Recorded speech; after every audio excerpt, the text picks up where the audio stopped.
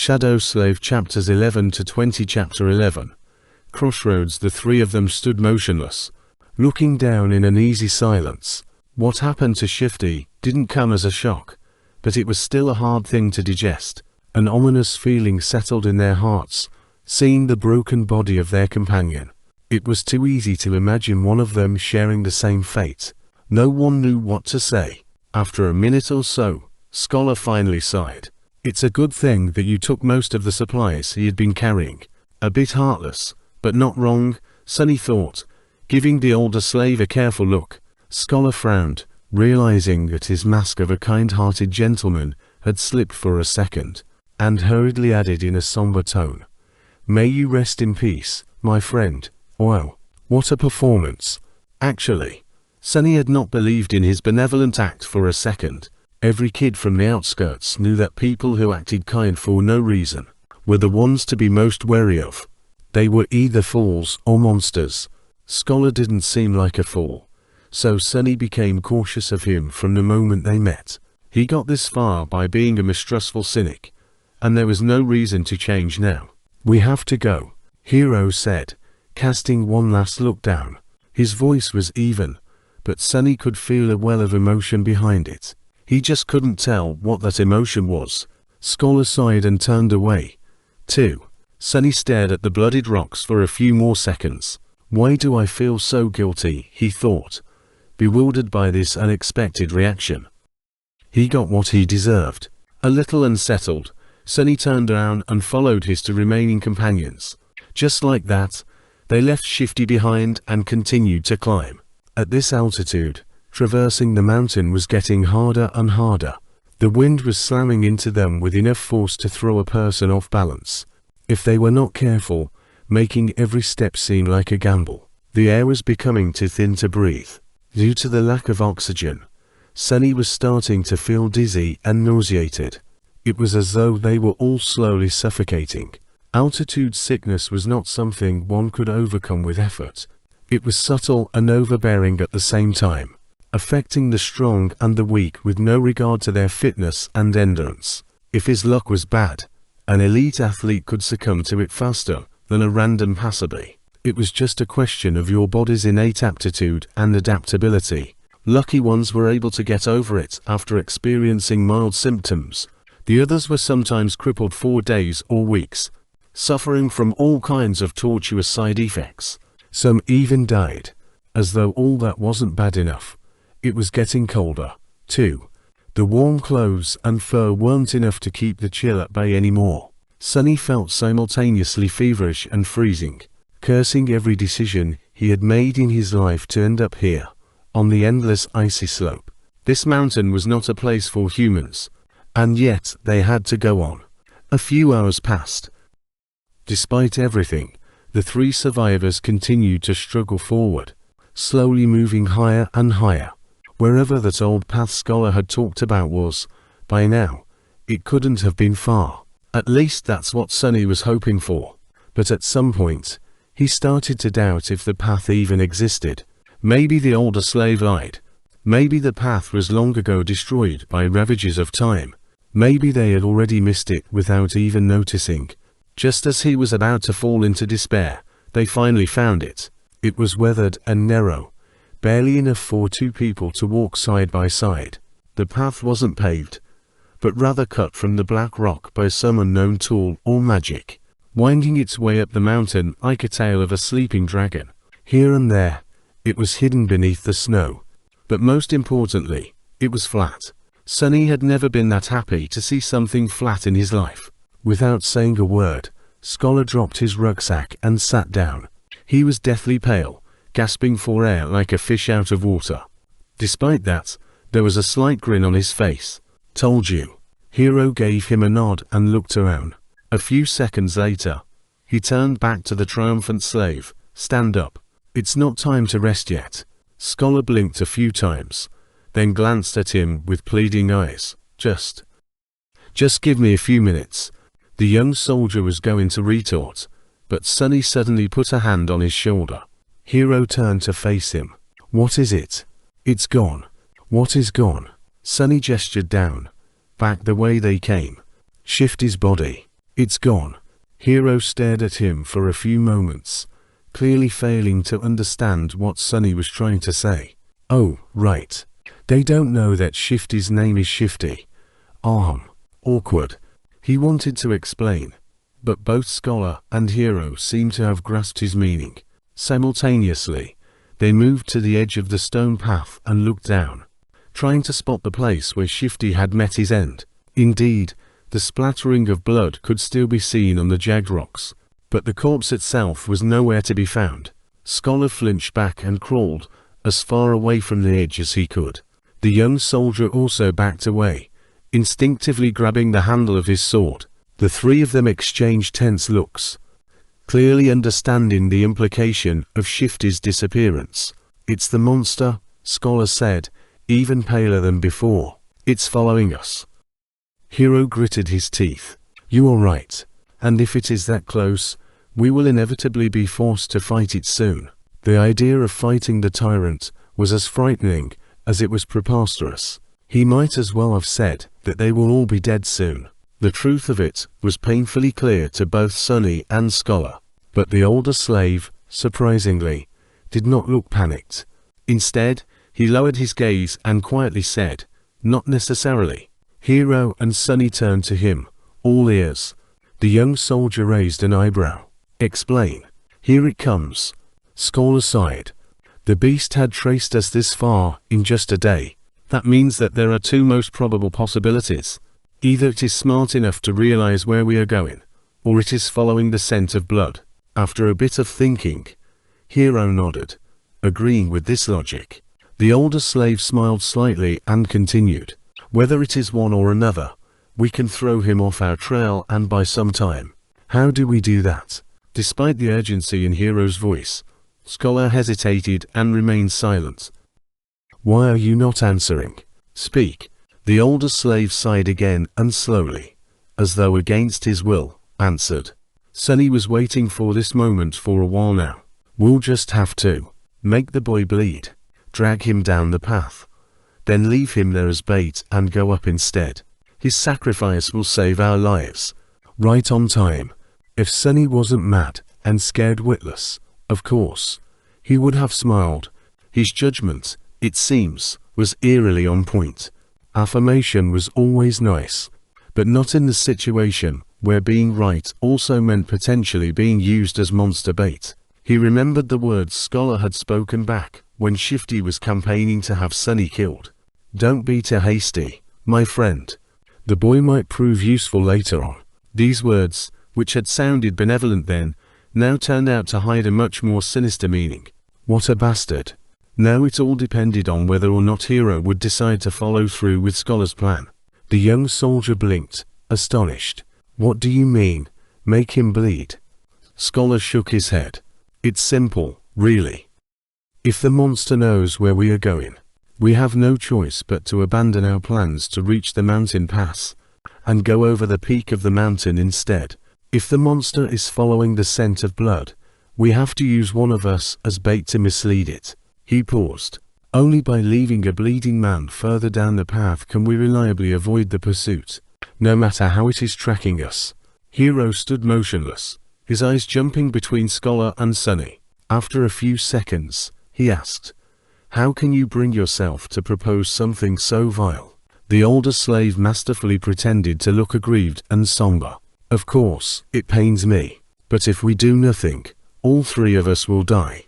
This way, at least, the boy's death will save two lives. The gods will reward him for his sacrifice." Gee, what a silver tongue. "I'm almost convinced myself." The young soldier opened his mouth, then closed it again, hesitating. Sunny was silently watching the other two survivors, measuring his chances of coming on top in a fight. Scholar was already halfway to being a corpse, so overpowering him would not be a problem. Hero, however, Hero presented an obstacle. Chapter 12. The smell of blood right now.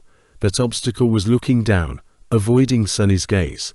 His hand was resting on the sword handle. As always, the young slave had no idea about what was going on inside Hero's perfectly shaped head. The uncertainty was making him nervous. Finally, After some time had passed, the soldier spoke. I have only one question. Both Sunny and Scholar stared at him while holding their breaths. Yes. You said that one of us must be sacrificed to save the other two. Why him? From what I see, you are far closer to the grave. A great question. I was just about to ask it myself. Sunny turned to the older slave, trying very hard to suppress a mocking grin. But to his dismay, Scholar had an answer ready. Before the first attack, he was already bleeding because of your senior's whip. During the attack, he was drenched in the blood of a fellow slave. His cloak, too, was soaked in it when the previous owner died. The boy already reeks of blood. Keeping him alive will put us in danger. That's why he is the best choice. The grin died before reaching Sunny's face. Curse you and your big brain. Scholar's reasoning was appallingly solid. Hero listened, his expression growing darker with each word. Finally, he looked at Sunny, a dangerous light shining in his eyes. That is true. Sunny felt his mouth getting dry. Cold sweat was running down his spine. He tensed, ready to act. But at that moment, Hero smiled. Your logic is almost unassailable, he said, unsheathing the sword. However, you failed to account for one thing. Scholar raised an eyebrow, trying to hide his own nervousness. What might that be? The young soldier turned to face him, the smile disappearing from his face. Now, he was radiating thick, practically palpable killing intent. It's that I know who you are, Your Grace. I also know what you've done, and how you ended up a Sov. Just one of the revolting crimes you have committed would be enough to make me want to kill you. So if there is someone among us who deserves to be sacrificed, it's you. Scholar's eyes widened. But the smell of blood. Don't worry about it. I'll make you bleed enough to overpower whatever residual scent the boy carries. It all happened so fast that Sunny barely had time to react. Hero lunged forward with a speed that seemed almost inhuman. A moment later, Scholar was shrieking on the ground, his leg broken with one strike from the flat side of the young soldier's sword. Not giving him an opportunity to recover, Hero stomped on his other leg, and a sickening sound of shattering bones could be clearly heard. The shriek turned into a sobbing howl. Just like that, Scholar was done for. The brutality of Hero's actions was in such stark contrast with his usually graceful demeanor, that Sunny felt blood turning to ice in his veins. This was scary. The soldier gave him a calm look and said in a placid tone, "Wait for me here." Then he grabbed the older slave and dragged him down the path, soon disappearing behind a rock outcropping. After a few minutes, terrible screams could be heard echoing through the wind. Sunny was left alone, trembling. Crap. This is too much. He still couldn't believe how sudden Scholar's demise came to be, and how ruthless it was. Sometime later, Hero was back, acting as though nothing had happened. But it was exactly that normalcy that unnerved Sunny the most. After sorting through the contents of Scholar's rucksack and throwing most of the firewood out, the young soldier put it over his shoulder and nonchalantly turned to the young slave. "Let's go. We need to hurry." Not knowing what to say, Sunny gave him a nod and headed forward. Now there were only two of them left. It was sort of stupid, but Sunny suddenly felt lonesome. Walking on the stone path was much easier than scaling the mountain wall. He even had time for unnecessary thoughts. A strange feeling of melancholy descended on Sunny. Somehow, he began to feel that the end of this nightmare, whatever it might be, was not far off now. They walked in silence for some time before Hero spoke. "Don't feel guilty about what happened. It's not your fault. The decision was mine, and mine alone." The young soldier was a few steps ahead, so Sunny couldn't see his face. "Besides, if you knew this man's sins, actually, it's better that you don't. Just trust me when I say that killing him was an act of justice. I wonder which one of us feels guilty. These people, always trying to rationalize their actions, always desperate to maintain an illusion of righteousness even while doing most foul things." Sunny hated the hypocrisy. Not getting an answer, Hero chuckled. "You don't like to talk, do you? Well, fair enough. Silence is gold. They didn't speak again after that, each preoccupied with their own thoughts. The sun was setting, painting the world into a million shades of crimson. This high up, the air was clean and crisp, pierced by streams of scarlet light.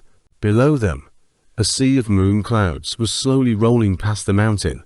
The stars and the moon had begun to reveal themselves in the vermilion sky. It was quite beautiful. However, Sunny could only think about how cold it was going to be once the sun fully disappears. Before that happened, Hero had found them a shelter.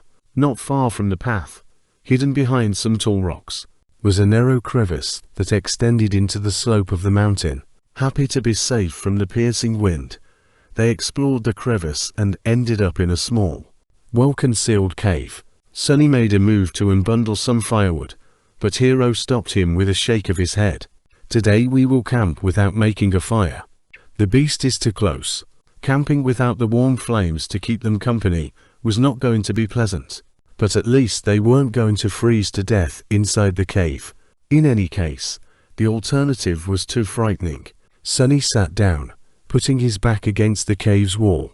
Hero settled opposite of him, looking downcast and thoughtful. He was obviously in a strange mood. If nothing else, it was apparent from the fact that today, for the first time, the young soldier had failed to care for his sword after making camp. Soon, the sun was gone, and their small cave became completely dark. Sunny, of course, could still see perfectly well. Hero, on the other hand, was now completely blind. In the darkness, his handsome face looked noble and, for some reason, sorrowful. Sunny studied it, not willing to fall asleep. After a while, Hero suddenly spoke in a quiet voice. You know, it's strange. Usually, I can feel someone's presence even in absolute darkness. But with you, there's nothing. It's like you are just one of the shadows. With only silence to answer him, he smiled. Are you asleep? The question echoed in the darkness. Sunny, who had never spoken with Hero unless there was an urgent need to, and even then only using a few words at best, felt like there was a strange intimacy between them now. That's why he decided to talk. Maybe the darkness gave him courage. Besides, there was an occasion. Why?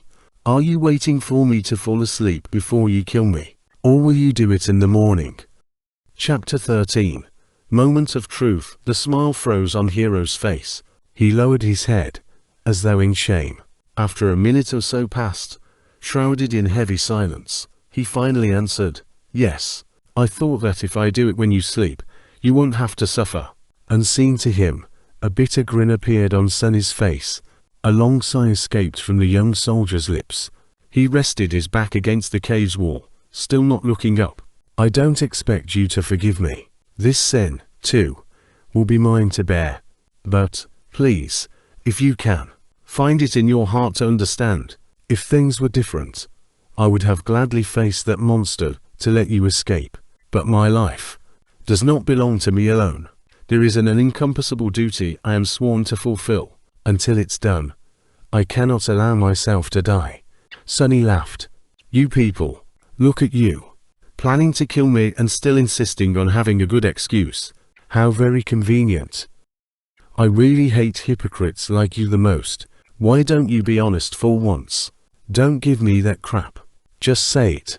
I'm going to kill you because it's easy. I'm going to kill you because I want to survive. Hero closed his eyes, his face full of sadness. I'm sorry. I knew you wouldn't be able to understand. What's there to understand? Sunny leaned forward, anger coursing through his veins. Tell me, why do I have to die? The young soldier finally looked up. Even though he couldn't see in the dark, he turned his face in the direction of Sunny's voice. That man was a villain. But he was also right. The scent of blood is too heavy on you. It will attract the beast. You can just let me go, you know. We'll part ways. After that, whether or not the monster finds me won't be your problem. Hero shook his head. Dying in that creature's maw is too cruel a fate. It's better if I do it myself. You are my responsibility, after all. How noble of you. Sunny leaned back, dejected. After a short while, he quietly said, You know, when I just came here, I was ready to die. After all, in this whole world, 2 worlds, actually, there's not a single soul who cares whether I live or die. When I'm gone, no one will be sad. No one will even remember that I existed. There was a forlorn look on his face. A moment later, however, it was gone, replaced by mirth. But then I changed my mind. Somewhere along the way, I decided to survive. I must survive, no matter what. Hero gave him a thoughtful look. To live a life worth remembering. Sunny grinned. A dark gleam appeared in his eyes. No, to spite you all. The young soldier was silent for a few moments, then nodded. Accepting this answer, he rose to his feet. Don't worry. I'll make it quick. Aren't you overly confident? What makes you think you'll be able to kill me? Maybe I'll kill you instead. Hero shook his head. I doubt that. But in the next second, he staggered and fell on one knee. The young man's face turned deathly pale, and with a pained groan, he suddenly vomited blood. A satisfied smile appeared on Sunny's face. Finally, finally, Hero was standing on his knees, the lower part of his face covered in blood. Astonished, he was staring at his hands, trying to understand what had happened to him. What magic is this? With wide eyes and a pale face, he turned to Sunny. Was that thief right? Did you put the curse of the Shadow God on us? Sunny sighed. I wish that I had the ability to throw divine curses around, but no. To tell you the truth, I don't have any abilities at all. Then, how? The young slave shrugged. That's why I poisoned you all. Hero flinched, trying to comprehend his words. What? After the tyrant first attacked, you sent me to search for water. While gathering flagons from the dead soldiers, I squeezed bloodbane juice into each one. Except my own, of course. Not enough to taste it, but enough to slowly kill anyone who would drink from them. The soldier gritted his teeth, struggling through pain. A sudden realization appeared on his face. So that's why. The other 2 were in such bad shape. Sunny nodded.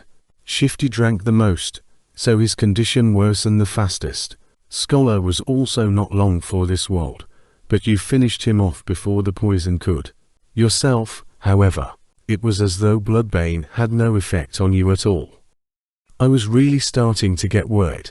Hero's face darkened. I see. I understand. He thought about something, then looked at Sunny with surprise. But back then you didn't know that we will turn on you. Sunny just laughed. Oh, please. It was obvious. Shifty was the kind of man who would kill for a pair of boots. Scholar was like a wolf in sheep's clothing. People are selfish and cruel in the best of situations. Was I supposed to believe that those 2 weren't going to do something terrible to me? When faced with certain death, Hero spat more blood. Then, what about me? You. A disdainful expression appeared on Sunny's face. You are the worst of them. Why? Sunny looked at him and leaned forward. I might have not learned much in my short life, but I do know one thing, he said. All traces of humor gone from his voice. Now there was only cold, callous contempt. Sunny's face hardened as he spat. There is nothing more pathetic than a slave who begins to trust his slaver. Hearing these words, Hero lowered his head. I see. Then, suddenly, he laughed. You are a wicked little shit, aren't you? Sunny rolled his eyes. There's no need to be rude. But Hero wasn't listening to him. Good. This is good. My conscience will be clearer. The young slave sighed in irritation. What are you mumbling about? Just die already. Hero chuckled and suddenly pierced him with a stare. Somehow, he didn't look so sick anymore. You see, that plan would have worked if I was a normal human. But, alas, my soul core has awakened long ago. I've slain countless enemies and absorbed their power. Bloodbane poison, unpleasant as it might be, can never kill me. Crap. Sunny turned around and tried to run away. But it was already too late. Something hit him in the back, sending his body crashing into the rock wall. With a scream, he felt a sharp pain piercing his left side. Rolling out of the cave, Sunny clutched his chest, scrambled back onto his feet and ran. Trying to escape the narrow crevice, he managed to reach the old path, finally being able to see the stars and the pale moon shining brightly in the night sky. But it was as far as he was able to get. Stop! As the cold voice sounded behind him, Sunny froze. If Hero really had an awakened soul core, he had no chances of getting away from him. In a fight, he had no chances at all. Turn round. The young slave obediently turned, holding his hands up. He looked at Hero, who was wiping the blood off his face with a displeased look in his eyes. The two of them stared at each other, shivering in the murderous cold. Was it worth it? No matter. Despite it all, I'll be true to my promise. I'll make it quick. The soldier unsheathed his sword. Do you have any last words? Sunny did not answer. However, a small silver bell suddenly appeared in his hand. Hero frowned. Where were you hiding that thing? Sunny shook the bell. A beautiful, clear ringing sound flowed over the mountain, filling the night with an enchanting melody. What are you doing? Stop! The young slave dutifully stopped. What was? Right under Hero's bewildered eyes, the silver bell disappeared into thin air. He looked at Sunny, stumped and suspicious. Tell me, what did you just do? But Sunny didn't answer. In fact, he hadn't said a single word ever since escaping the cave. Right now, he wasn't even breathing. Hero, on the other hand, continued to speak. Tell me right now, or you will regret it. He scowled. Why are you not saying anything? The shivering boy just stared at him, completely silent. No. He was staring into the darkness behind him. Hero's eyes widened. What? Chapter 14. Child of Shadows. Sunny had no choice but to resort to one last, desperate gamble. He had no chance against the enemy in a direct confrontation, at least not without an advantage. Bloodbane poison was supposed to be his hidden card, but turned out to be nearly useless. Being able to see in the dark did not help that much, too. Somehow, Hero was able to perceive their surroundings even without any light. Whether he was using his sense of hearing or some magical ability, Sunny did not know. Not that it mattered now that they had left the cave, and were standing under the moonlit sky. Now he had only one advantage left. The fact that he knew that the tyrant was blind, and Hero did not. Acting on that knowledge, however, was easier said than done. But what else could he do? That's why he tried to stay as quiet as possible and rang the silver bell. If the description did not lie, its ringing could be heard from miles away. Surely, the tyrant was going to hear it, too. Now Sunny only had to stay silent, stall for time and hope that the monster would come. As he did so, Hero's bewilderment slowly turned into anger. Tell me right now, or you will regret it. His voice was quite threatening, but still, the young slave did not answer. He just shivered in the cold and tried not to moan, despite the pulsing pain in his chest. Why are you not answering? But Sunny did not dare to answer. He held his breath and watched, horrified, as the familiar colossal figure appeared behind Hero. His lungs were on fire, and his heart was beating like crazy. It was beating so loud that he was even afraid that the blind tyrant would hear it. But, of course, it couldn't be louder than Hero's voice, who was still talking, turning himself into the only source of noise on this mountain. At the last second, a hint of understanding appeared in the young soldier's eyes. He began to turn round, his sword rising with lightning speed. But it was too late. A massive hand appeared from the darkness and caught him into an iron grip. The bone claws scraped against the armor, pulling it apart. Mountain King dragged Hero back, paying little attention to the sword biting into its wrist. Viscous saliva was streaming from its open maw. Petrified by fear, Sunny slowly turned his back to them and took a couple of steps up the old, winding path. Then he darted away, running as fast as he could. Behind him, a desperate scream tore apart the silent night. Then a hungry roar followed. It seemed that Hero wasn't going down without a fight, even though his fate was already sealed. But Sunny didn't care. He was running away, climbing higher and higher. I'm sorry, Hero, he thought. I did say that I will watch you die. But, as you know, I am a liar. So go and die on your own. Asterisk asterisk asterisk. A lonesome dark mountain stood tall against the raging winds. Jagged and proud, it dwarfed other peaks of the mountain chain, cutting the night sky with its sharp edges. A radiant moon bathed its slopes in the ghostly light. Under that light, a young man with pale skin and black hair reached the peak of the mountain. However, his looks didn't match the magnificence of the scene. Wounded and staggering, he looked pathetic and weak. The young man looked like a walking corpse. His coarse tunic and cloak were torn and smeared with blood. His sunken eyes were cloudy and lifeless. His body was bruised, beaten and cut. There were specks of bloody foam on his lips. He was hunched over, cradling the left side of his chest. Each step caused him to moan, ragged breath barely escaping through gritted teeth. Sunny was hurting all over. But most of all, he was cold. So cold. He just wanted to lie down in the snow and fall asleep. But instead, he continued walking, because he believed that the nightmare will be over once he reaches the peak. Step. Step. Another step.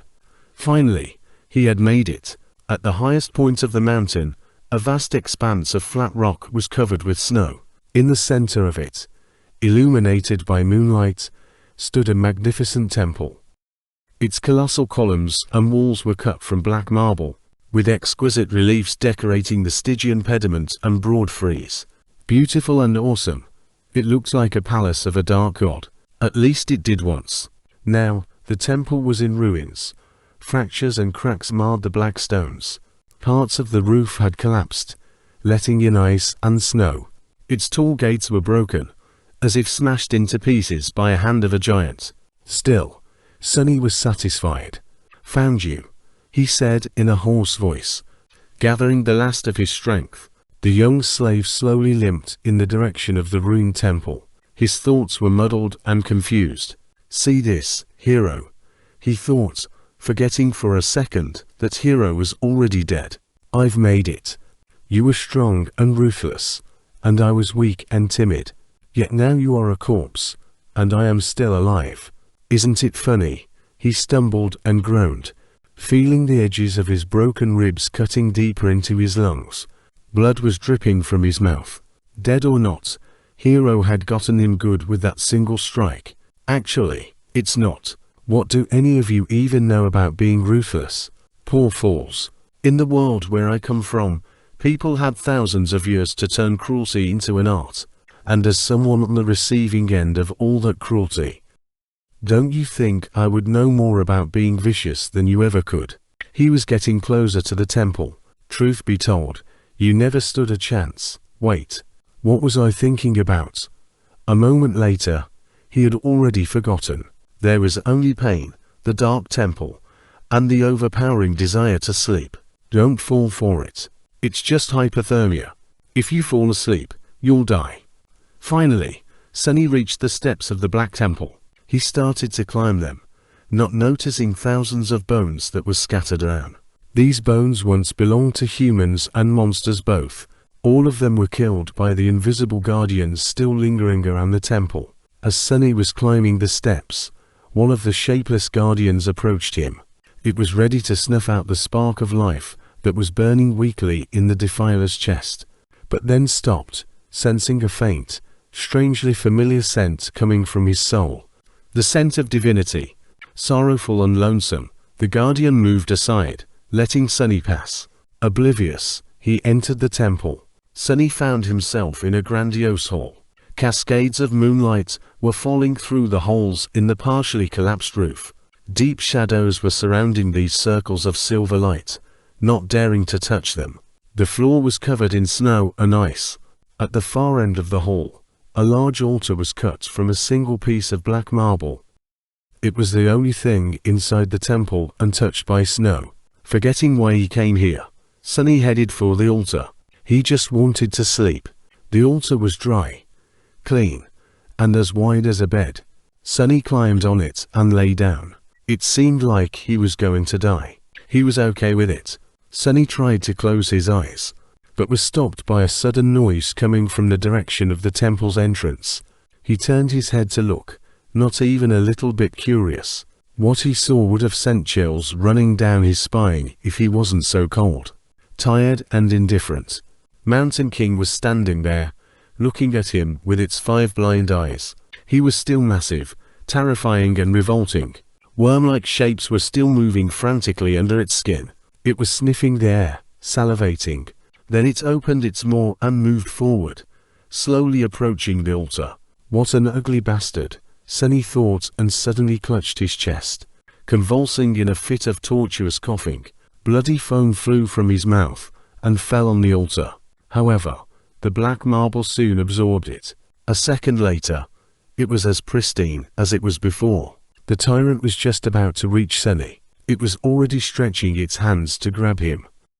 I guess this is the end, he thought, resigned to his fate. But at the last second, suddenly, the voice of the spell resounded in the dark temple. You have offered yourself as a sacrifice to the gods. The gods are dead, and cannot hear you. Your soul bears the mark of divinity. You are a temple slave. Shadow God stirs in his eternal slumber. He sends a blessing from beyond the grave. Child of shadows, receive your blessing. Under Sunny's astonished eyes, the shadows crowding the great hall suddenly moved, as though coming alive. Tentacles of darkness surged forward, entangling Mountain King's arms and legs. The mighty tyrant struggled, trying to get free. But how could it resist the power of a god? The shadows dragged Mountain King back, pulling in different directions. The tyrant opened its maw, and a furious howl escaped it. The next second, its body ruptured, torn apart into pieces. Blood, viscera and severed limbs fell on the floor in a crimson torrent. Just like that, the horrible creature was dead. Sunny blinked.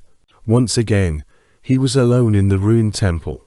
The great hall was dark and silent, and then the spell whispered, "You have slain an awakened tyrant, Mountain King. Wake up, Sunless. Your nightmare is over. Prepare for appraisal." Chapter 15. Shadow Slave Prepare for Appraisal. Sunny found himself in a space between dream and reality. It was an endless black void illuminated by a myriad of stars. Between those stars, countless strings of silver light were woven into a beautiful and inconceivably complex net, forming various nexuses and constellations. It was truly breathtaking. Somehow, Sunny understood that he was seeing the inner workings of the nightmare spell. He also couldn't help but think that it looked a lot like the celestial equivalent of a neural network. If so, was the spell alive? This was a question that countless people had been asking themselves for the past few decades. The best answer they had come up with was that there was no way to know. The spell was neither alive nor dead, neither sentient nor mindless. It was more of a function than a creature. But Sunny was in no mood to ponder philosophical questions. He was eagerly awaiting his boon. The spell was still appraising his performance. However, the first reward had nothing to do with it. You have received a memory. Puppeteer's Shroud. Yes. Sunny felt incredibly elated. He was almost ready to do a happy dance. That memory belonged to Mountain King, who was an awakened tyrant, which meant that the memory itself was of the awakened rank. Getting it was a stroke of incredible luck. There were 7 ranks to everything in the spell. These ranks were, in order of growing power: dormant, awakened, ascended, transcendent, supreme, sacred and divine, with the exclusion of nightmare creatures, who were ranked as dormant, awakened, fallen, corrupted, great, cursed and unholy. From the spell's point of view, Sunny was a dormant human. Having a memory of a higher rank than his own soul core would be of great help. Once he enters the dream realm, the power gap between different ranks simply could not be overestimated. He wanted to take a look at the Puppeteer's Shroud, but there was no more time. The spell was done with its appraisal. Here in the void, its voice didn't sound subtle and familiar anymore. Rather, it seemed like the universe itself was speaking. Sunny held his breath, listening. Aspirant, your trial is over. A nameless slave ascended the Black Mountain. Both heroes and monsters fell by his hand.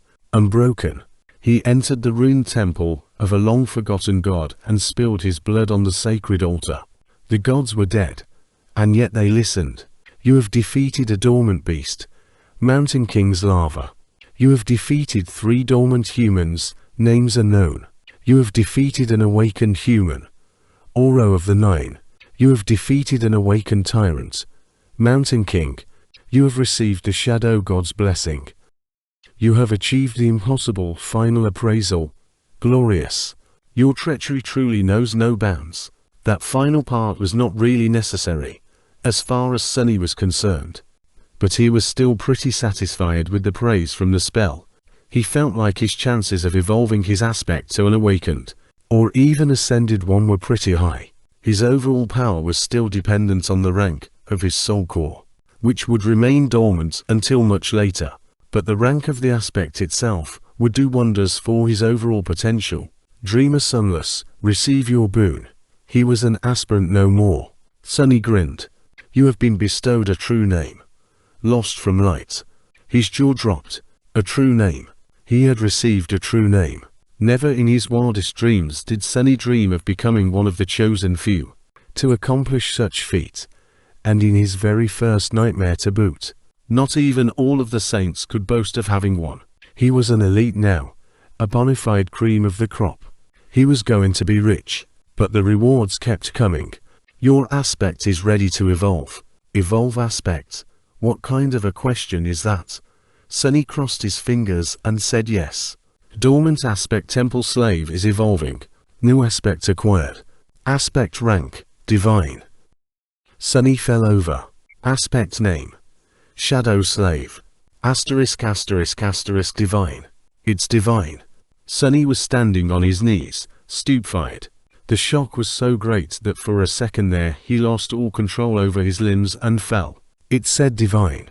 Right, he raised a trembling hand and rubbed his eyes, making sure that he was awake, or rather conscious, since, technically, he was still sleeping in the underground vault of the police station.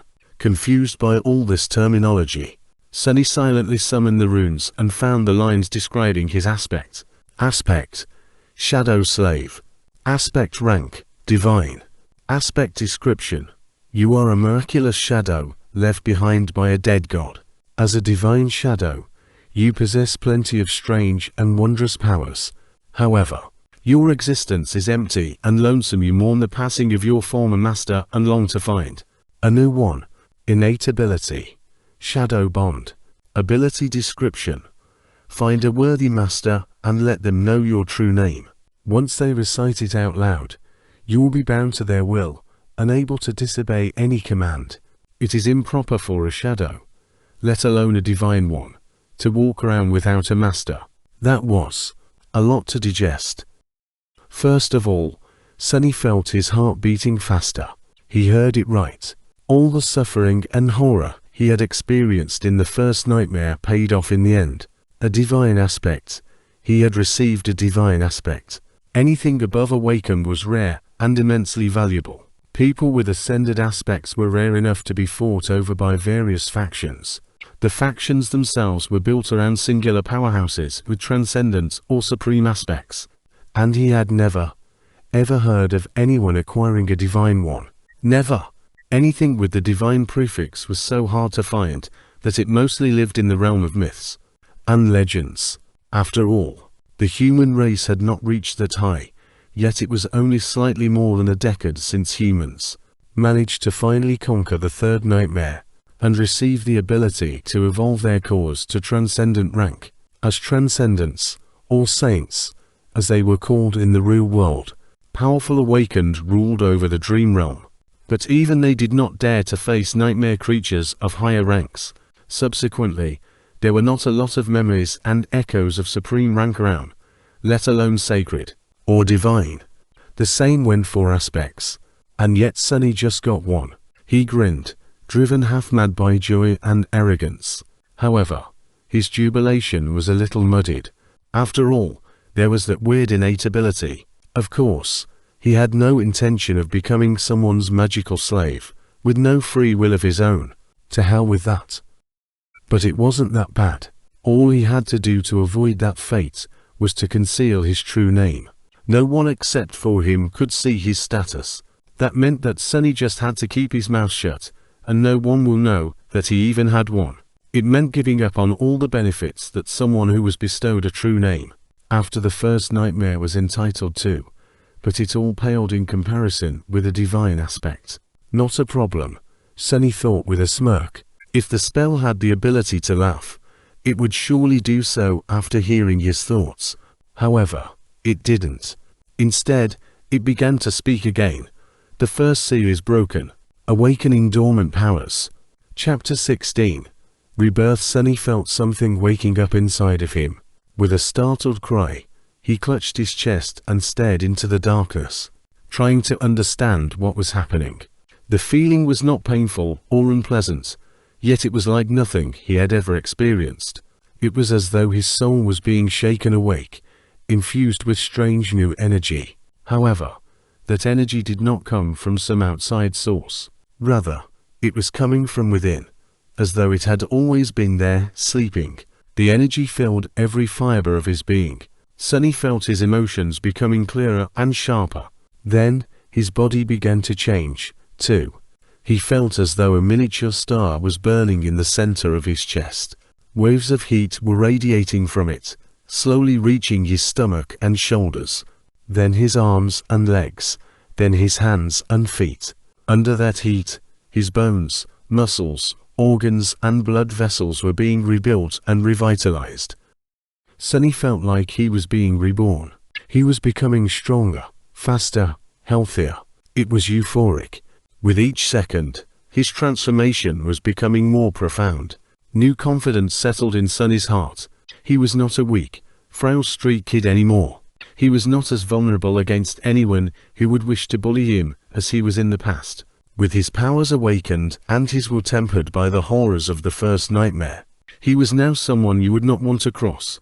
After some time had passed, the star burning in his chest finally cooled down. The heat was replaced with a soothing coldness. That coldness washed over Sunny's body, taking away all the aches and discomforts that had been accumulated there over the years. Then it moved up, reaching his brain and, finally, his eyes. His vision strangely doubled. He could still see the void populated by an endless pattern of stars. But he could also see something different. A silent, calm dark sea illuminated by a lonely black sun. From his previous knowledge, Sunny knew that this was his so-called Sea of Soul. But he also knew that it was supposed to look quite different. For starters, it was supposed to be much more lively. The star hanging above, the visual representation of his soul core, was supposed to be burning with bright light, filling the soul sea with a warm, blinding shining. However, Sunny's soul was dark and lightless. That's strange. He took a look at the black sun. At a closer examination, it actually turned out to be transparent.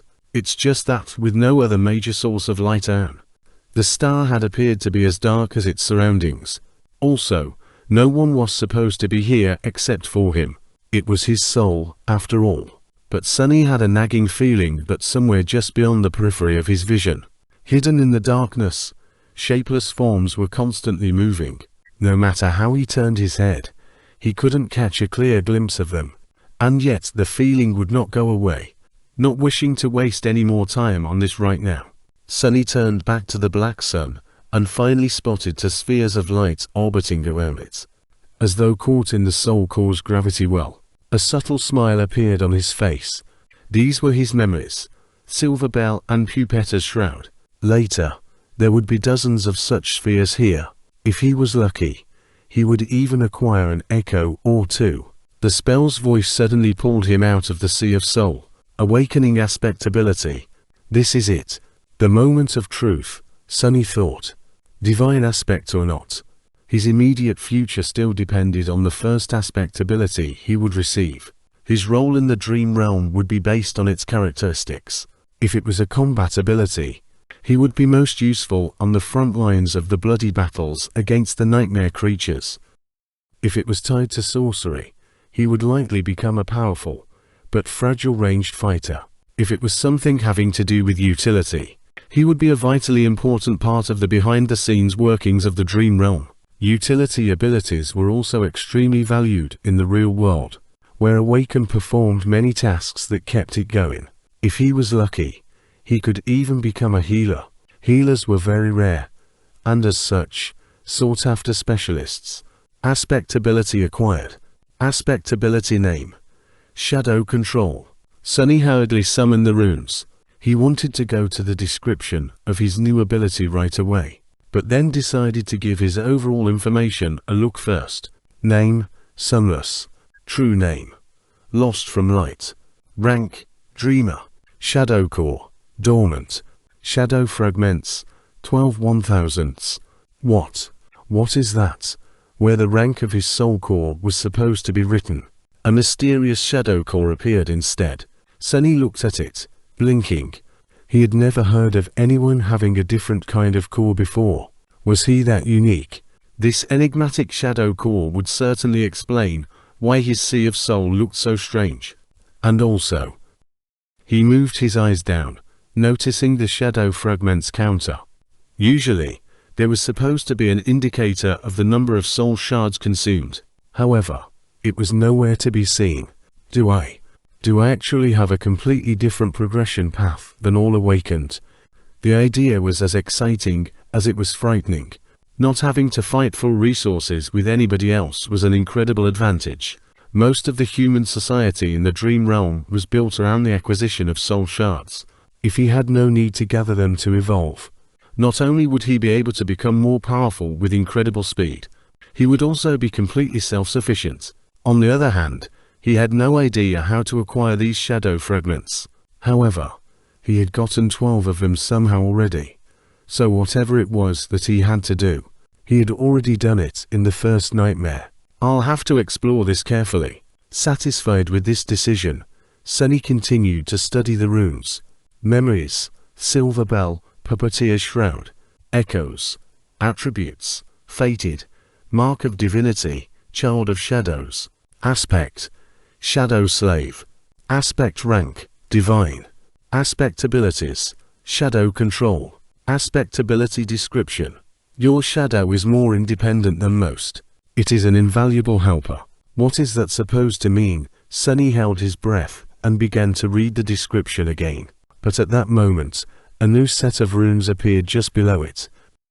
Simultaneously, the spell's voice resounded in the black void. All power has a price. You have received a flaw. Your flaw is...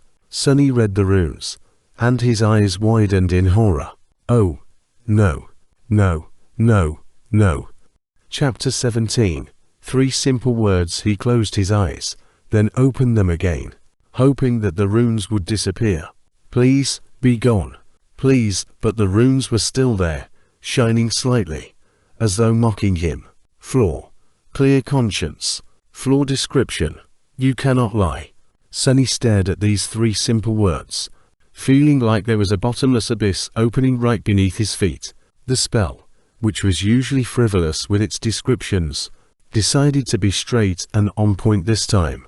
There were only 3 words. They left him no room to maneuver. Can't lie. I can't lie. Me. How am I supposed to live if I can't lie? Sunny's very survival was predicated on his ability to deceive and outsmart other people. Even the spell itself congratulated him on his treachery. Without the ability to lie, he wouldn't be able to achieve anything. Not to mention, his heart suddenly felt as though it was about to stop. If he could only tell the truth, how was he supposed to hide his true name? Wouldn't anyone be able to turn him into an obedient slave? By simply asking a couple of innocent questions. Sunny was about to scream and curse, but at that moment, the spell spoke again. Wake up, lost from light. The black void spun and disappeared. Asterisk asterisk asterisk. Sunny opened his eyes. The armored ceiling of the police station's vault hung above him. No one would call its aesthetics beautiful, but to him, it was the most majestic sight. Only now did he realize how much he had missed the real world. It was safe and familiar. There were no monsters or slavers. Well, at least officially. There was no constant fear of tortuous death. It was home. In addition, Sunny felt incredible. The cold that had crept deep into his bones during the nightmare was gone, taking with it all the pain that his wounded body had been enduring day after day. His feet and wrists were not in agony. His back had forgotten the bite of the whip, and he could even breathe without feeling the sharp edges of his broken ribs cutting deeper and deeper into his lungs. What a blessing!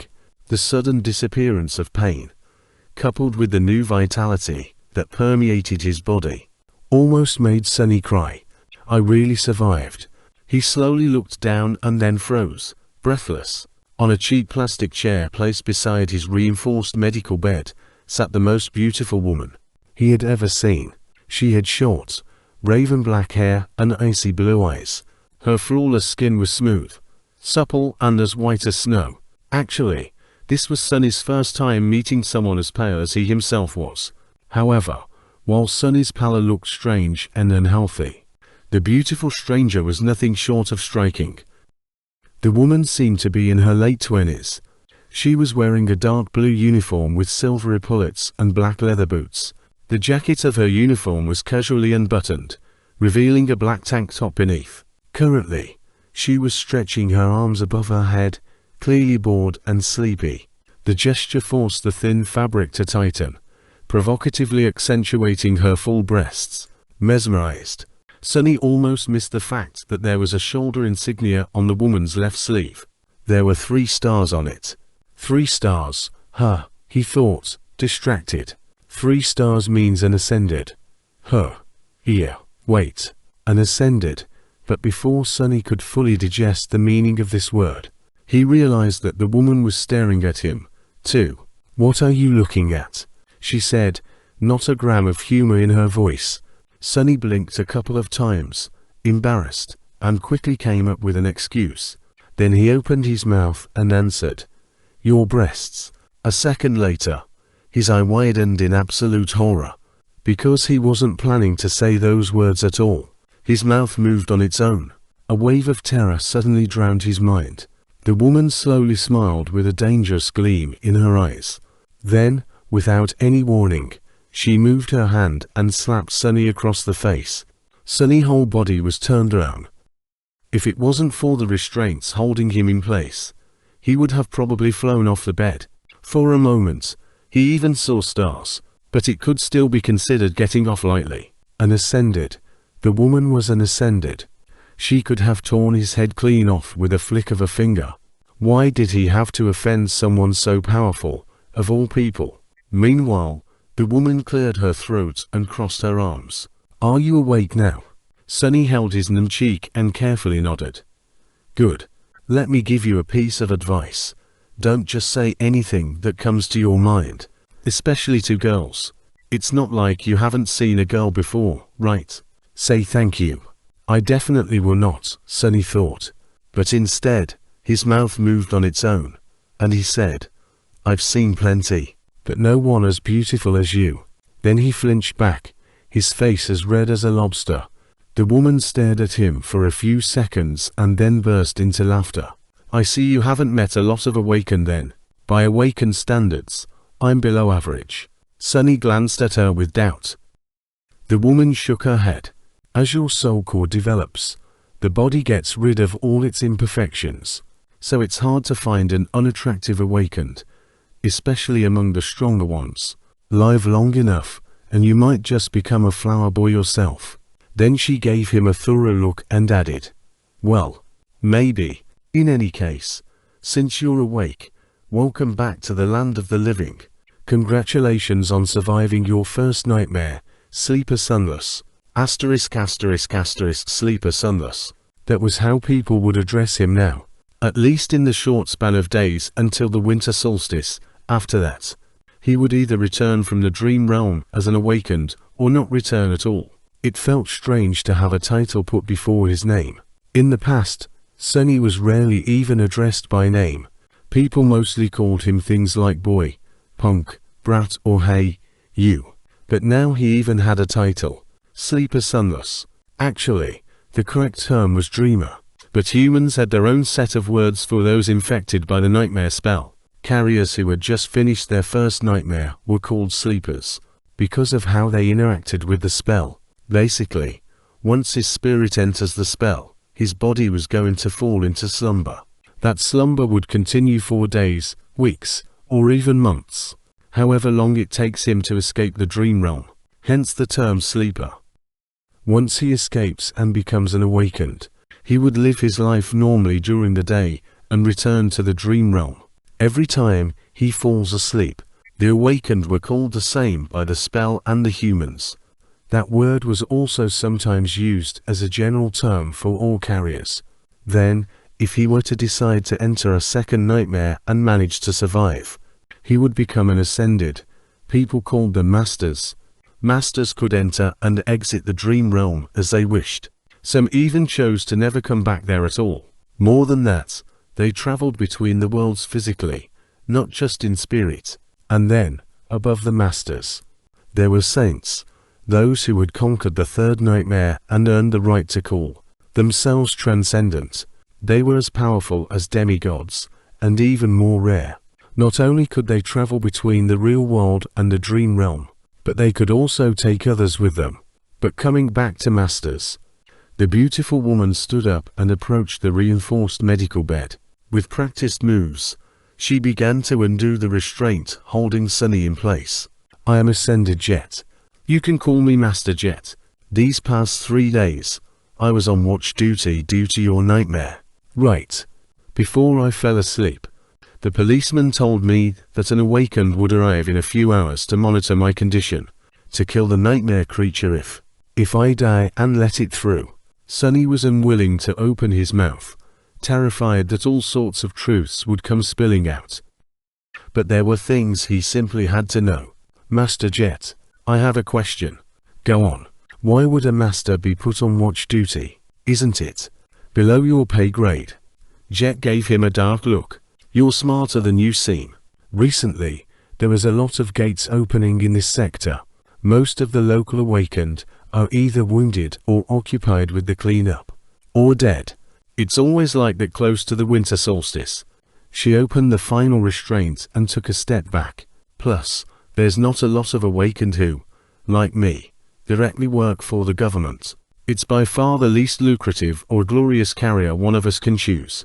Would you abandon wealth and fame to work abysmal hours and risk your life, fueled only by altruism and sense of duty? Sunny wanted to say something flattering. Instead, he looked Master Jet right in the eyes and smirked. Of course not. I'm not an idiot. Damn this damn floor. Damn, she stared at him with a humorless expression. Sunny thought that he was going to get slapped again. But instead, Jet smiled. See, I was right. You really are smart. Chapter 18. Absence of light. Sunny was enjoying a hot shower.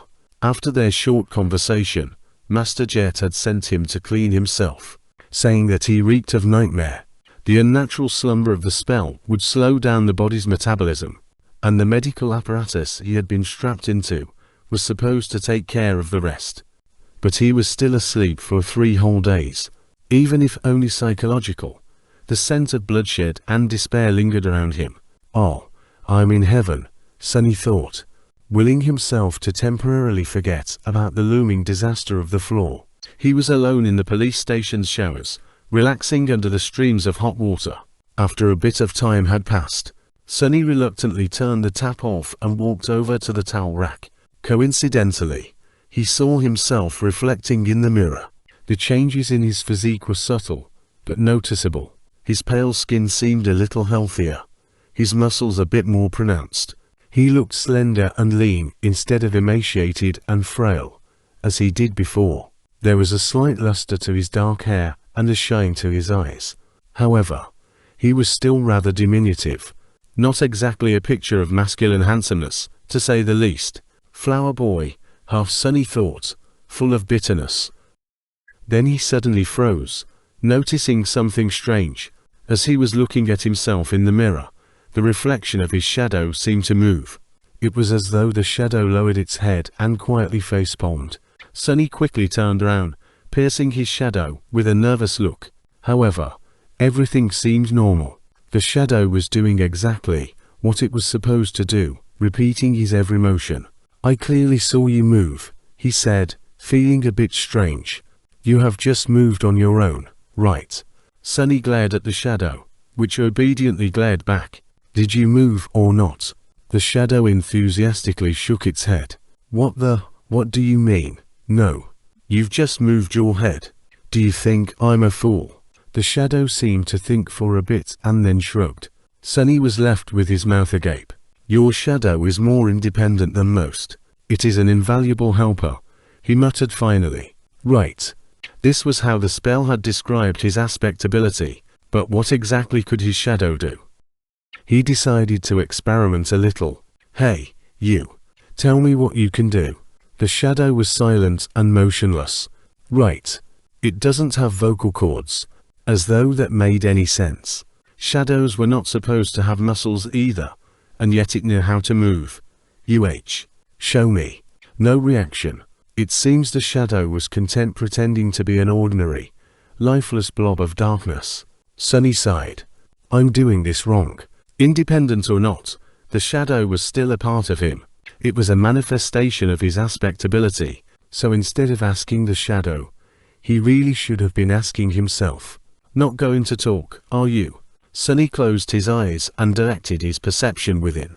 Exploring himself for the first time since returning to the real world, he felt the beating of his heart, the steady rising of his chest, the slight chill of the shower room. He heard droplets of water falling on the tiled floor, felt the movement of filtered air against his skin. And there, on the verge of his consciousness, something new, a completely new sense. Sunny concentrated on it, and suddenly a whole other world opened to him. It was hard to describe with words. Just like one would have trouble explaining how hearing or touch feels, it was as though he could communicate with vast forms that crowded around him, and receive an understanding of both their own shape and the surrounding space, guided by the different degrees of pressure they exerted on his mind and each other. That understanding came naturally and instantaneously, like an instinct. These forms were shadows, and among them, one, not the largest one, but the deepest, didn't feel like an external entity. It was like a part of his soul. Once Sunny grasped the feeling of it, he could sense the shadow, just like he sensed his limbs. The only thing was that his limbs were made out of flesh, and the shadow was made from the absence of light. Sunny opened his eyes and looked at the shadow. Then, with a thought, he willed it to raise an arm. The shadow raised an arm. He willed it to sit, stand, turn around, kick. Then he willed it to change shape, turning into a circle, then a line, then a monster, and finally, back to his own silhouette. The shadow was mercurial and fluid, like water. The only constant was its size. "Oh, how about that?" The shadow pouted, then reluctantly raised its thumbs. "But how are you useful?" He willed the shadow to strike the towel rack. It obediently moved and delivered a powerful kick. Of course, since it was just a shadow, its leg passed over the towels harmlessly, not even causing them to sway a little. "Is that all you can do?" In his mind, the image of shadow tentacles tearing the mighty tyrants into little pieces cracked and shattered. Mercilessly, it seemed he would not be competing with Shadow God anytime soon. How regretful. The shadow looked at him with disdain. Then it shrugged and stopped moving altogether, clearly offended. Sunny sighed and took a towel off the rack. "All right, I will explore it later." A few minutes after that, he was wearing a clean police-issued tracksuit and heading for the cafeteria. Master Jet was waiting for him at one of the tables, with 2 trays full of steaming synthetic food in front of her. "Help yourself." Sunny glanced at the cheap gruel, which was not so different from the stuff he used to consume in the outskirts, and sighed. Somehow, he had expected his first meal after becoming a sleeper to be more lavish. Still, it was food. He sat down and began to wolf down the gruel ravenously. He was very, very hungry. In the process, his thoughts began to wander. Sunny stole a glance at Jet and wondered. The spell told him to find a master. And the next thing he knew, there was a woman calling herself master right in front of him. He tried to imagine being an obedient slave to someone like her. Weird thoughts started to appear in his mind. You know what, Sonny? He thought with dark irony. Knowing your luck, this would be a perfect moment for her to ask, "What are you thinking about?" Sonny choked on the gruel. He felt his mouth beginning to open, and put all of his will into staying silent. A second passed without him saying anything. Then a weird pressure appeared in his mind, which soon turned into blinding pain. He endured it for a couple more seconds before giving up. "I was thinking that it would be a perfect moment for you to ask me about what I am thinking," he finally said. Jet gave him a weird look. "All right. Are you almost finished with your food?" Sonny nodded. "Then I'll begin. As per protocol, I am obligated to inform you of a few things. It is mostly a formality. First of all, concerning your nightmare." She glanced at him and sighed. "You are entitled to receive free psychological counseling, no matter what traumatic experience you have encountered. There is no shame in asking for help. Your mind is as important as your body. It's only right to keep it healthy. Are you interested?" Sonny shook his head. Jet shrugged and continued. "As you wish. You can also talk to me." Was it very hard? How could he answer? It was simultaneously much worse than I expected, and exactly as bad as I expected. She nodded, satisfied with that explanation. "That's a good attitude. I won't pry any further. US outskirt rats are way more resilient than people think." Sonny looked at her in surprise. "Master Jet, you grew up in the outskirts." She grinned. "What? You can't tell because of my exquisite manners and polished exterior." He blinked a couple of times, surprised. "I couldn't tell at all." After thinking for a while, he added, "Are there a lot of people like us among the awakened?" Jet's smile disappeared. "No, there's not. In fact, they can be counted on one hand." As expected, odds were really stacked against people like them. That made the 3 stars on Jet's insignia even more exceptional. "One day, I'll be a master too. If she can do it, why can't I?" "So, what happens now? What else are you obligated to tell me?" Sonny had no idea what he was supposed to do after leaving the police station. The winter solstice was just several weeks away. Jet leaned back and answered, "That's basically it. There are some additional hoops to jump through, mostly having to do with your family. But well, I've read your file, so I know it doesn't apply. The only thing left is to decide how you will be preparing for your first journey into the dream realm." She looked at her communicator and grimaced. "I must stay. Your luck is exceptionally bad. There's not a lot of time at all. First of all, you are free to do what you want. No one is forcing you to make a certain decision. That is to say, you can choose to prepare on your own, or not prepare at all. Party until the lights go out."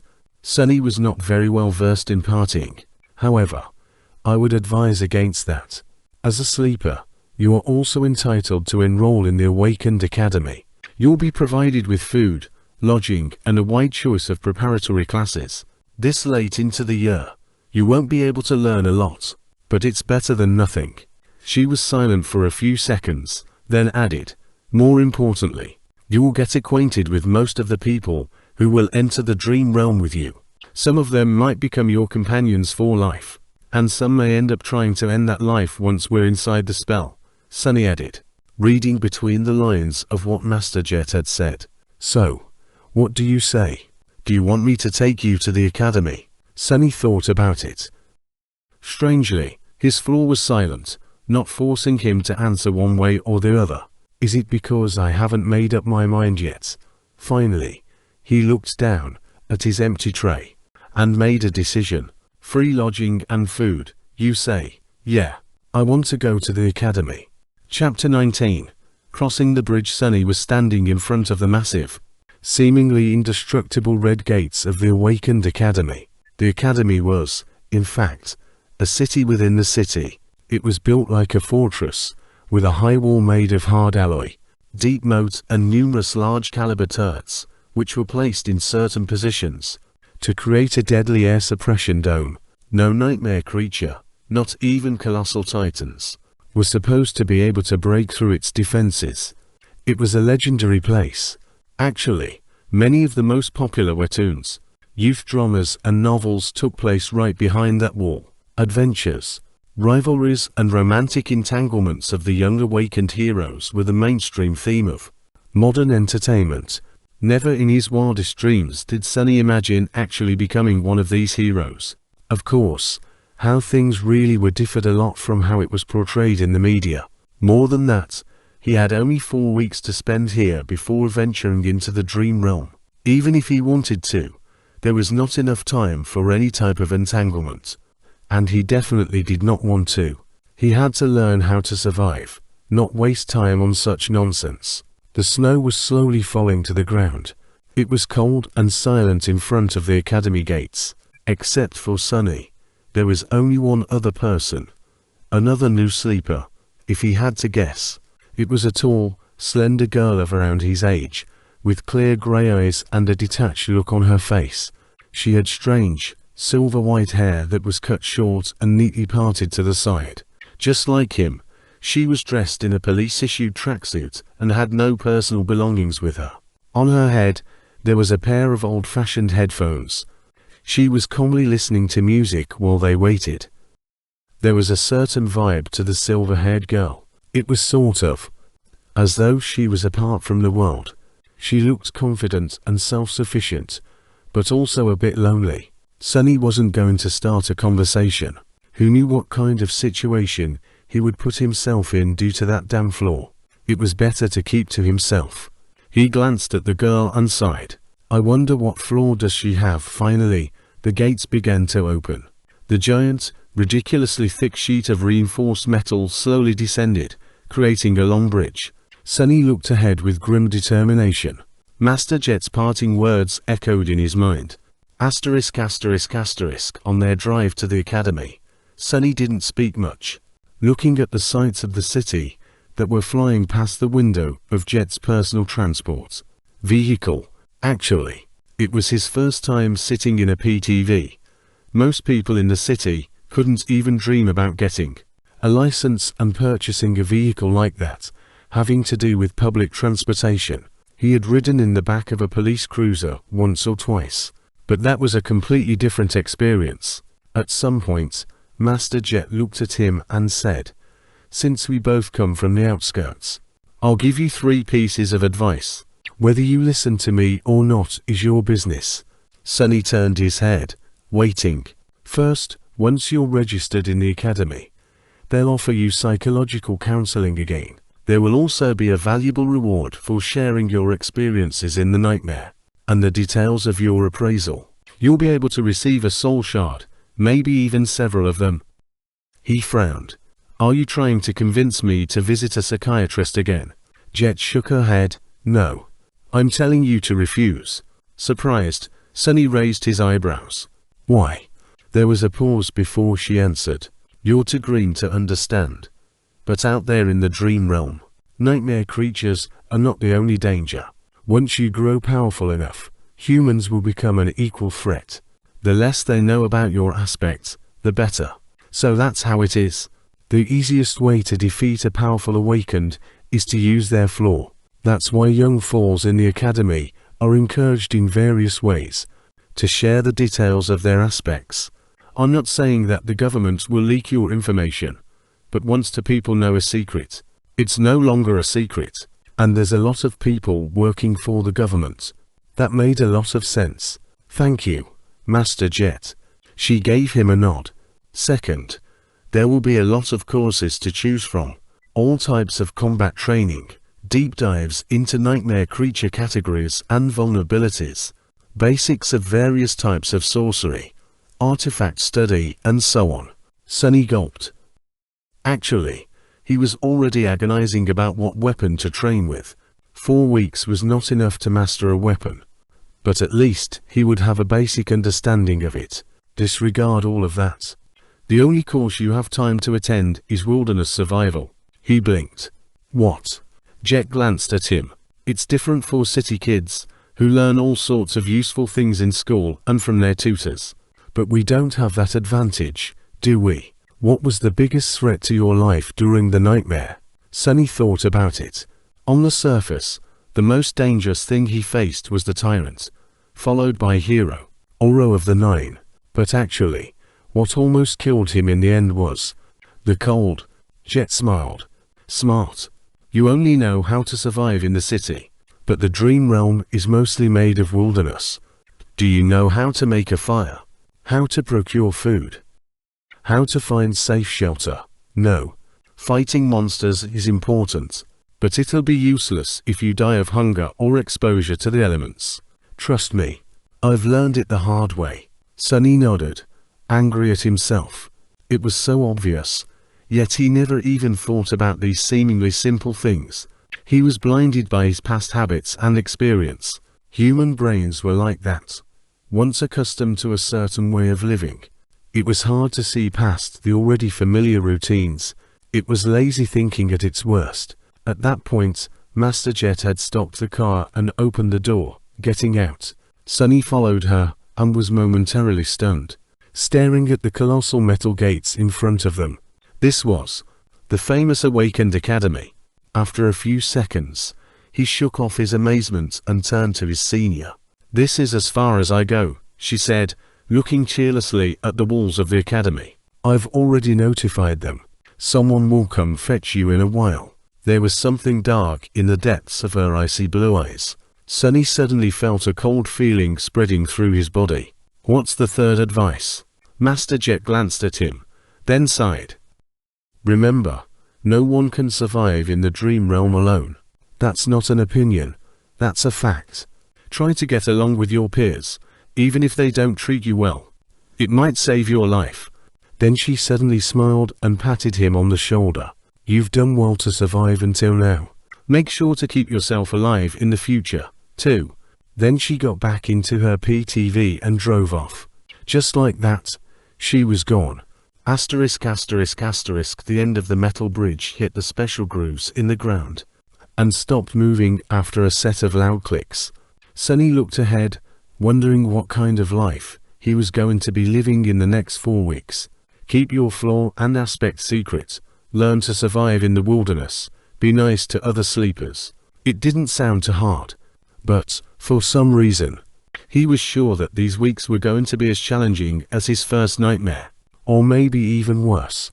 Seemingly free of such concerns, the silver-haired girl walked forward and stepped on the bridge. Sunny sighed and reluctantly followed.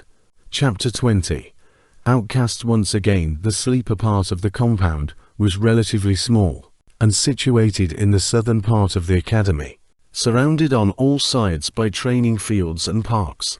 It was a low, modern building constructed with reinforced materials. Like the majority of buildings in the academy, most of it was hidden below the ground, leaving only a couple of floors above it. With its white, pristine alloy walls and wide windows, it must have looked beautiful in the summer, contrasted against all the greenery around. Inside, the building was spacious and well lit. Sunny and the silver-haired girl were taken to a large hall where 100 or so of young men and women, sleepers of the same unfortunate timing as the two of them, were already waiting for the beginning of the induction ceremony. Most of them were nervous, tense and excited. Logistics of the academy were a constant headache for the administrators. Since the rate at which the spell-infected people was always chaotic, there was no way to orderly structure for batches of sleepers to undergo any type of standardized education on a shared schedule. Some of them had a full year to prepare for the dream realm, some only months, some even mere days. That's why these induction ceremonies were held each month at the beginning of the year, and then every week once the winter solstice began to loom near. Some of the sleepers in the hall had to wait days to be inducted, while Sunny had lucked out and was delivered to the academy just hours before the scheduled event. Once inside the hall, he understood two things. Firstly, everyone was well dressed and in possession of a suitcase, a duffel bag, or at least a backpack carrying their personal belongings. They were obviously coming prepared, most likely from home, sent off by their families. So Sunny and the silver-haired girl, who came empty-handed and wearing simple police-issued clothes, were not a norm like he had assumed, but actually an eye-catching anomaly. Right. That makes sense. Secondly, Master Jet was not being overly humble when she called herself below average by awakened standards. Even though these young people were just starting their paths as awakened, their looks were dazzling. Everyone was handsome, beautiful, and radiated health. He swallowed. Still, I feel like none of them compare. She might not be as perfectly shaped, but I don't know. She has a presence. It's like shadows become deeper, and the temperature drops by a couple of degrees when she's in a room. Was this the difference between a sleeper and a master? But all of these thoughts were just him trying to postpone the inevitable. Sunny already knew that he was in for a wild ride, because he could not lie. And all of these excited youths, regardless of their clothes, gender and looks, wanted to do one thing: talk. Every one of them wanted to talk with fellow sleepers. They wanted to discuss their nightmares, their future journey into the dream realm, and everything in between. They wanted to ask questions. They wanted to be asked questions. They wanted to discuss something important or just chit-chat about stupid things. Everyone wanted to share. It's a nightmare, Sunny moaned, disturbed and fearful. I'm doomed, then, with a bit of grim determination. He gritted his teeth and slowly exhaled. Just think about it as a continuation of your trial. You survived the Black Mountain, so you can survive this, too. He had faced heroes, villains, monsters, and even gods. Was he going to be afraid of a bunch of teenagers? He might have underestimated how scary teenagers can be. In half an hour, pretty much everyone in the room hated his guts. After a short series of conversations, Sunny had acquired a reputation of an obnoxious, foul-mouthed pervert. This reputation was quickly solidified. He was slapped a few times and even punched once. He also discovered a couple of new things about his true self, namely, that deep down inside he was apparently rude, arrogant, and more than a little bit lustful. The conversations went something like this. Look at all these young people. How many do you think will return from the dream realm? How many will perish? What do you think our own chances of survival are? I don't know, but I am pretty sure that a pompous fool like you will die first. Or, I even received an armor-type memory in my nightmare. It's an enchanted robe. Would you like to see? Actually, I would prefer to see you without a robe. Or, then those lowlifes began to rob the bodies. It was disgusting. They even took their shoes. What kind of degenerate would take a dead man's shoes? I once killed a man and took his boots. They were nice boots. What? You killed someone just for a pair of boots? Of course not. There were other reasons. I also took his cloak. Once again an outcast, Sunny was eventually left alone. People seemed to be avoiding him. Unperturbed, he found a quiet corner and stood there, glad that no one wanted to talk to him anymore. His face hurt, and there was blood dripping from his nose. Being ostracized from a group was nothing new, but it still stung. However, he was smiling, because in the process of turning the whole batch of sleepers against himself, Sunny had discovered something vital. He learned how to control his flaw. Once asked a question, he could not keep quiet. He also couldn't lie.